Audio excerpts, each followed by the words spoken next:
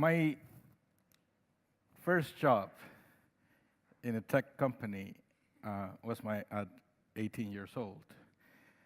Um, I was in uni, and I was in my third year of college, and I wanted a job at tech. All of my friends were having assistantships in the university or working at the library.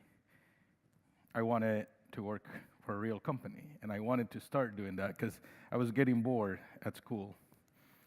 And actually, I wanted to work at Intel. Intel was the first big company that set shop in Costa Rica, where it was the real company. It was not a third party, it was not an outsourcer, it was the real deal.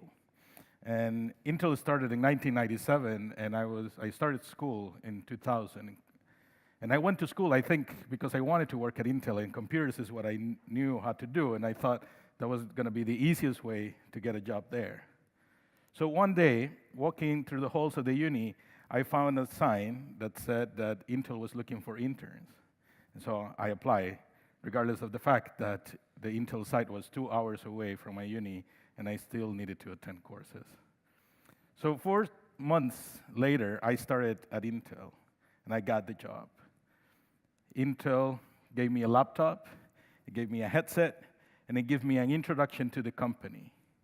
And after that, I was alone. Because I was part of a remote team, or actually I was the remote in the team. At that time, Intel started building in Costa Rica a remote team to help the teams else in the world, with the capacity that they were not getting elsewhere. And I was one of those teams. And that meant that I had to start on my own. And I had to come up with ideas that doesn't happen. Being unseen sucks. You're not there. You're not with everybody. Out of mind, or out of sight is out of mind. And you believe that sometimes when you're not there, when you're not being part of the day-to-day conversations, you're missing out. That people somehow forget about you or think that you're this robot somewhere sitting outside and just spitting code. And it happens. I mean, I saw it, not because of me, because I was able to come up with ideas to make myself visible, to come up with ideas to be part of the team. But I saw it happening with my teammates in the Philippines, or with my teammates in India, or with my teammates in Malaysia. And I didn't want for that to happen. So I set up calls and start calling everybody. I want to make sure that I was visible, that I was part of it.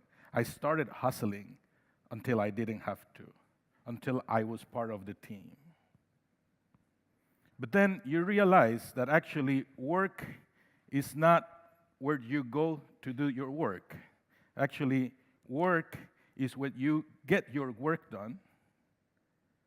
And my work could be the same as your work, but they could be different.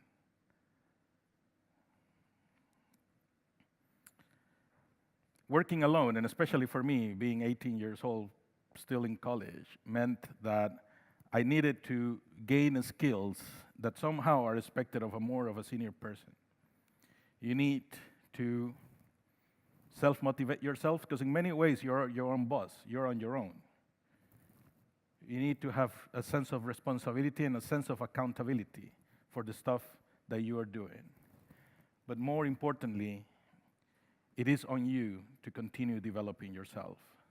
And you have to remember this, not only as a person in a remote team, but also as a manager of a remote team. Because these are the kind of traits that you will have to look into the people that you're bringing into your team. And these are the kind of traits that you, as a manager, also have to make sure that is happening. One of the most, like I said, probably important traits is being present, is being there, regardless if you're 5,000 miles away from the other person in the room. Remote teams, just like distributed teams, do work. They are successful. But they are also there because nowadays, just like Corrales is allowing and empowering companies with her company, talent is global. we're running out of engineers pretty much everywhere in the world, which means that we need to look them up under every rock in every country, in every city in the world. Work, like I said, is where you get your job done. What means is that today, we also have available to us a lot of tools to make the job, regardless of where we are, whether it is in a beach in Costa Rica, or under the snow in Estonia, or in a beach in Malta. Regardless of that, if we have the right tools, we can do it. And sometimes you have to. Sometimes you need those distributed teams to make up for the specifics of our companies. And it can be done. And a lot of companies show that it can be done.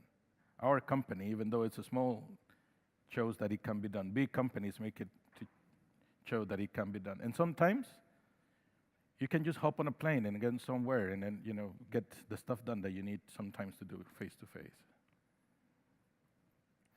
Having remote team and distributed teams also means that you have higher productivity because it means that you minimize distractions. Distractions that sometimes happens when you have the wrong people at the right time. It also gives you freedom. Freedom because not all of us, especially in tech, we don't work 9 to 5. Sometimes some people are early worms, sometimes they're late owls. And sometimes you start working at 3 in the afternoon. Sometimes you wake up at 2 in the morning with an idea, and you want to get it done. And doing this gives you that freedom. And in many ways, it feels like the future, just like Corrales' company feels like the future. Working in distributed modes feels like you can get a lot accomplished by being away. At the same time, it has cultural benefits because the company right away is global. And it also makes you sensible to global issues. The last couple of days here in the halls and in the rooms and last night in the bar, we're all talking about Brexit. And the impact that Brexit is going to have in our lives, in our companies, and in the world. But what about, like two weeks ago, I was in Turkey, in Antalya, with my wife, and one of the CTO of one of the companies that provide the services to us is from Turkey, and he flew to meet us there. And we spent the day walking around Antalya and from shop to shop, and we will have conversations the whole day, making sure that you yourself understand the reality that a lot of people around the world are living that might not be the same reality as you live, and it might not be the same reality that is shown in the news. Having distributed teams and remote teams allows you to be more empathic with the world, and at the same time, it makes you create better solutions to your customers. It also makes for the time when it comes to face-to-face to be even better.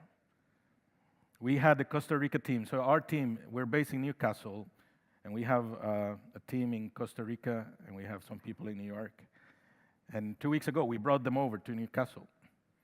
And the energy that goes into the office during those 2 weeks that we have them there, and the productivity that we get, cannot be compared to just having them there all year round. The reason we can do this is because we bring this energy together, and then we despair, and then get work done.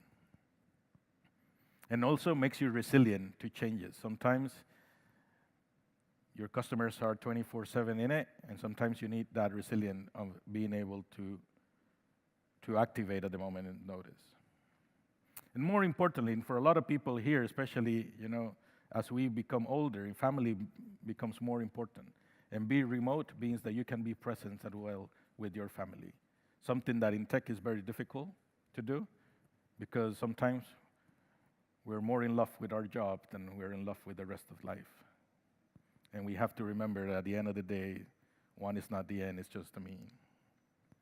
So in my experience, what are the traits and what are the things that you as a manager or you as a company need to bring these things to people? You need openness and clarity. You need that regardless, right? Whether you have the team in your own room or you have them distributed across hundreds of miles around. But it's more important when you have people away to be clear and open and let them have those open channels of communication so that they can come and speak their minds when they need to. Because when they are away, it's very difficult for you to read people's faces. It's very difficult to see whether they're demotivated, whether they are stressed, whether they're sad, whether they're happy. And it's your job as a manager to be on top of those things. You have to be honest and confident. Confident because you have to get stuff done on your own. And then you have to be honest so that when things are not going on the right way, you can fix course at the moment's notice. The worst thing that you can do is let things happen and go, because it builds up as a snowball, and the minute that you realize, it's all over you.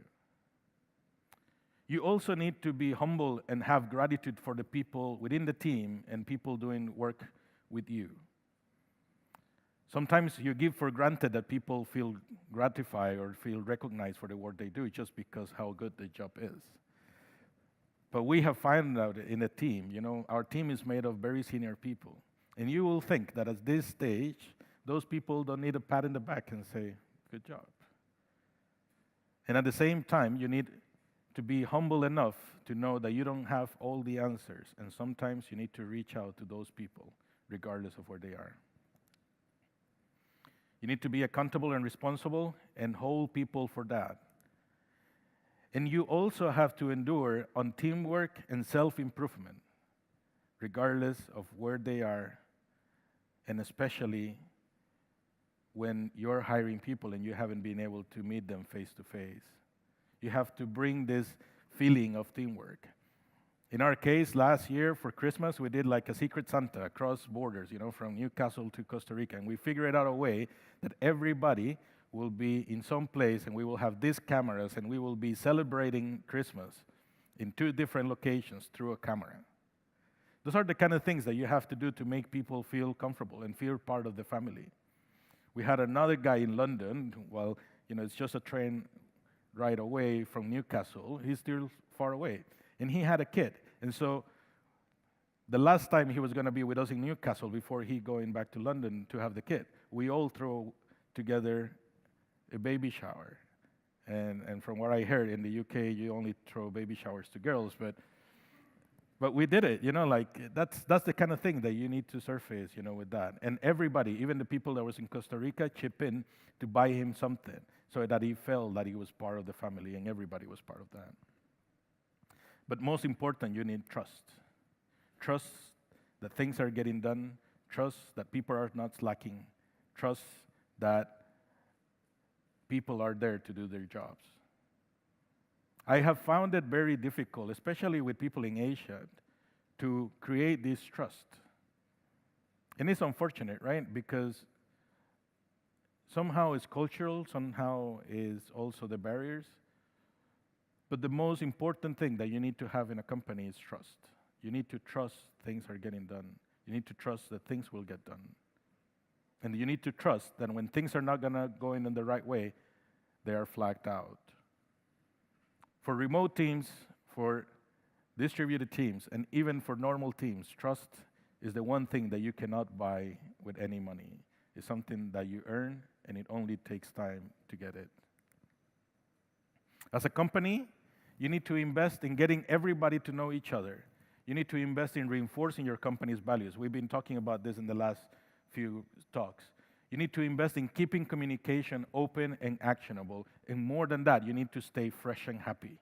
Because those are the kind of things that at the end of the day makes everybody want to wake up in the morning and get to do their jobs.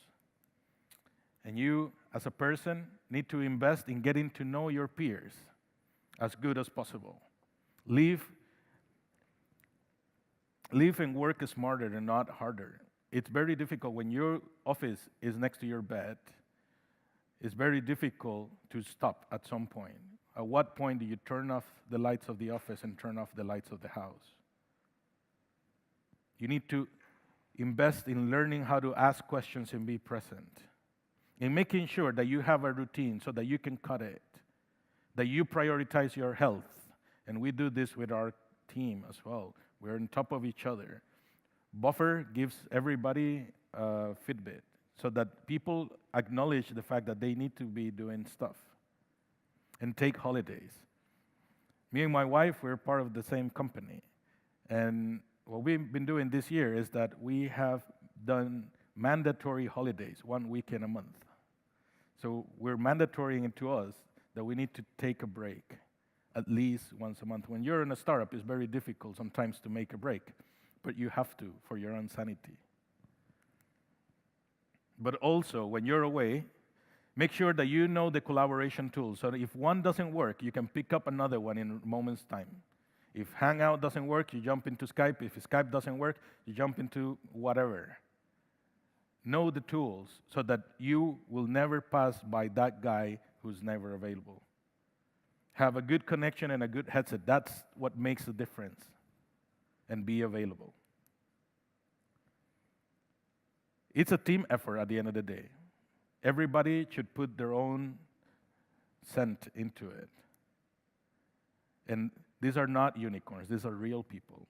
This is real people like you and I who are out there and enjoying doing the work. And it's difficult to find them? Yes. And you will only do it by trusting and doing experiments. You have to do it. I mean, there is no way, there is no one interview that will let them know how good they are unless you put into test.